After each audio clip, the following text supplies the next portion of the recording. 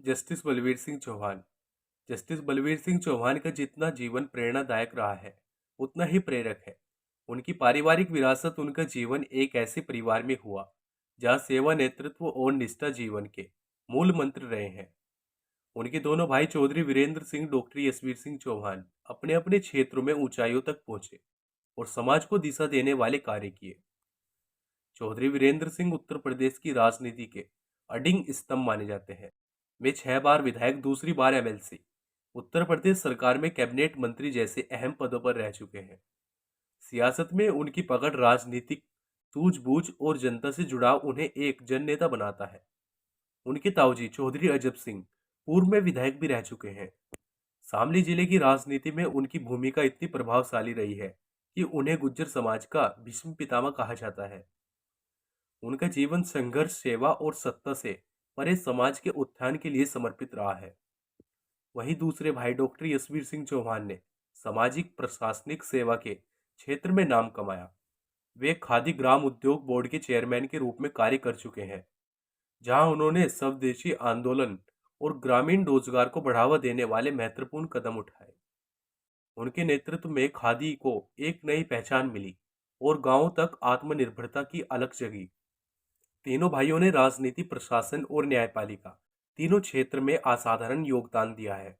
यह विरला उदाहरण है जब एक ही परिवार के 3 सदस्य अलग अलग क्षेत्र में देश के सर्वोच्च पदों तक पहुंचे हो और हर क्षेत्र में ईमानदारी, कर्तव्य निष्ठा और जनसेवा को प्राथमिकता दी हो। जस्टिस बलवीर सिंह चौहान का जीवन उनके भाइयों की तरह ही सादगी, सेवा और समर्पण की मिसाल रहा है। उनके परिवार की यह साझा विरासत आज भी उत्तर प्रदेश की मिट्टी में रची बसी है और आने वाली पीढ़ियों को यह संदेश देती है, अगर नीयत साफ हो, उद्देश्य जनहित का हो, तो हर राह मुकाम तक ले जाती है। भारत की न्यायपालिका में कुछ नाम ऐसे होते हैं जो केवल अपने फैसलों से नहीं बल्कि अपनी निष्ठा, ईमानदारी और न्याय के प्रति समर्पण से इतिहास के पन्नों में दर्ज हो जाते हैं। आज हम बात कर रहे हैं एक ऐसे ही व्यक्तित्व की, जस्टिस बलवीर सिंह चौहान उर्फ बीएस चौहान। वो शख्सियत जिन्होंने कानून को केवल एक पेशा नहीं बल्कि एक मिशन के रूप में अपनाया।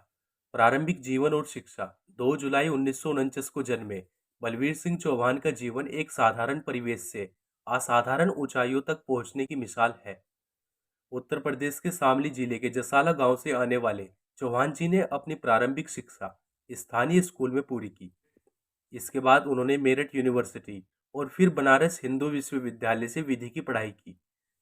पढ़ाई के दौरान ही उनका लगाव संविधान और विधि व्यवस्था और सामाजिक न्याय की ओर गहराता गया। कई युवाओं के लिए शिक्षा महज डिग्री हासिल करने का जरिया होता है, लेकिन बीएस चौहान के लिए यह आत्मा के उत्थान का माध्यम थी। उन्होंने कानून की बारीकियों को समझा और यही गहराई उन्हें आने वाले समय में भारत की सर्वोच्च न्याय की संस्था तक ले गई। वकालत से न्यायपालिका तक का सफर। बलवीर सिंह चौहान ने अपने करियर की शुरुआत एक वकील के रूप में की। उनके शुरुआती दिन कठिनाइयों से भरे, लेकिन उनकी मेहनत और अनुशासन, न्यायप्रियता ने उन्हें अलग पहचान दिलाई। उनके कानूनी ज्ञान, भाषा पर पकड़ और तर्कों की स्पष्टता ने उन्हें जल्द ही न्याय की प्रणाली का हिस्सा बना दिया। वर्ष 2008 में उन्हें ओडिशा हाई कोर्ट का मुख्य न्यायाधीश नियुक्त किया गया। यह पद एक बड़ी जिम्मेदारी थी, लेकिन जस्टिस चौहान ने इसे सहजता से निभाया। सुप्रीम कोर्ट के न्यायाधीश के रूप में योगदान। 16 जुलाई 2008 से लेकर 10 मई 2009 तक उड़ीसा हाई कोर्ट के मुख्य न्यायाधीश रहने के बाद 11 मई 2009 को बलवीर सिंह चौहान को भारत के सर्वोच्च न्यायालय का न्यायाधीश नियुक्त किया गया। यहाँ से उनकी जीवन की सबसे निर्णायक यात्रा शुरू हुई। उन्होंने अपने कार्यकाल में कई ऐतिहासिक फैसलों में हिस्सा लिया और न्यायपालिका की गरिमा को और भी ऊंचाइयां दी। उनका मानना था कि न्याय केवल कानून के शब्दों से नहीं, बल्कि उसकी आत्मा से होना चाहिए।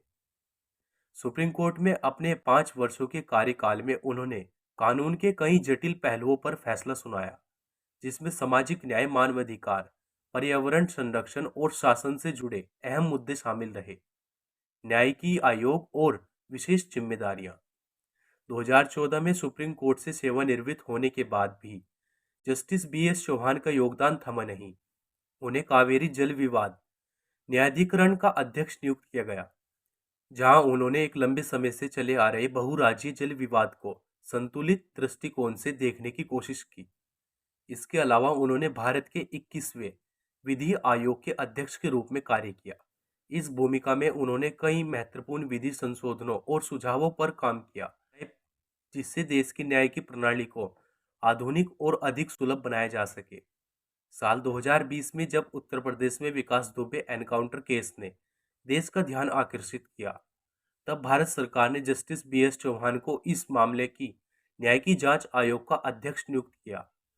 उन्होंने निष्पक्षता से रिपोर्ट प्रस्तुत की। एक बार फिर यह सिद्ध हुआ कि वे न्याय के लिए कितने प्रतिबद्ध हैं। जस्टिस चौहान का दृष्टिकोण हमेशा स्पष्ट और निष्पक्ष रहा है। वे न्यायपालिका को केवल एक संस्था नहीं बल्कि लोकतंत्र का स्तंभ मानते हैं। उनका मानना है कि न्याय तभी प्रभावशाली होता है जब वह समय पर और निष्पक्ष तरीके से दिया जाए। उनकी कार्यशैली सादगी, अनुशासन और गंभीरता की मिसाल रही है। उन्होंने कभी भी बाहरी दबाव के आगे झुकना नहीं सीखा और हमेशा अपने विवेक और संविधान को सर्वोच्च प्राथमिकता दी। उनकी विरासत सिर्फ उनके फैसलों में नहीं, बल्कि उनके व्यक्तित्व में छिपी है। आने वाली पीढ़ियों के लिए वह एक आदर्श है, एक ऐसे न्यायाधीश जिन्होंने जीवन भर केवल न्याय के सिद्धांतों को ही अपनाया। व्यक्तिगत जीवन और मूल्य। बलवीर सिंह चौहान का व्यक्तिगत जीवन उतना ही अनुशासित और विनम्र है जितना कि उनका पेशावर जीवन। वो हमेशा सरलता, सच्चाई और पारिवारिक मूल्यों में विश्वास रखते हैं। न्यायपालिका की ऊंचाइयों तक पहुंचने के बाद भी उन्होंने कभी घमंड या दिखावे को अपने पास फटकने नहीं दिया। उनका जीवन हमें यह सिखाता है कि सच्ची सफलता वही होती है जो समाज के लिए प्रेरणा बन जाए। आज जब हम भारत की न्याय की प्रणाली की बात करते हैं तो जस्टिस बलवीर सिंह चौहान जैसे लोगों का नाम सम्मान से लिया जाता है। उन्होंने दिखाया कि न्याय केवल एक कुर्सी नहीं बल्कि एक जिम्मेदारी है, एक ऐसा कर्तव्य जिसे पूरी निष्ठा से निभाया जाना चाहिए।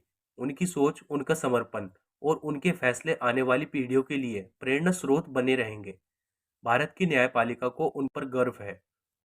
ऐसे इंटरेस्टिंग वीडियो देखने के लिए चैनल को सब्सक्राइब करें और वीडियो को लाइक करें। हाँ, अगर आपको वीडियो अच्छी लगी हो तो कमेंट सेक्शन में जरूर बताएं। फिर मिलेंगे आपको एक ऐसे इंटरेस्टिंग वीडियो के साथ। धन्यवाद। हाँ, अगर मेरे मुंह से कोई गलत शब्द निकला है तो उसके लिए हम माफ़ी चाहते हैं। कोई भी कंट्रोवर्सी, कोई विवाद करने की जरूरत नहीं है। प्लीज़ कमेंट सेक्शन में बताएं। धन्यवाद।